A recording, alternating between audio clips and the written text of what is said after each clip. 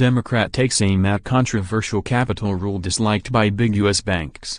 New York, Reuters. A Democratic U.S. senator wants to free the biggest U.S. lenders from having to hold capital against certain assets held at central banks, according to a document viewed by Reuters and a person familiar with it.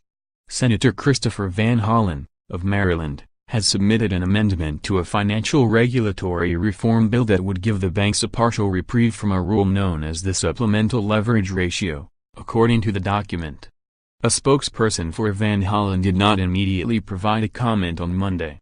The rule, which Wall Street bankers have complained about for years, requires large financial institutions subject to the U.S. Federal Reserve's annual stress test to hold additional capital to reflect risks they pose to the broader system. The amendment is one of more than 100 changes that financial companies, which lobbyists said include J.P. Morgan Chase and Co., JPM.N., Citigroup Incorporated, C.N., and Goldman Sachs Group Incorporated, GS.N., are jockeying to make to a regulatory relief bill drafted by the Senate Banking Committee. The bill, proposed by Republican Senate Banking Committee Chairman Mike Crapo to reduce regulatory burdens on small and mid-sized financial companies, is due to be formally discussed by lawmakers this week. It underscores how financial institutions are still trying to secure the regulatory relief they have been hoping for since Republican Donald Trump was elected president 1 year ago.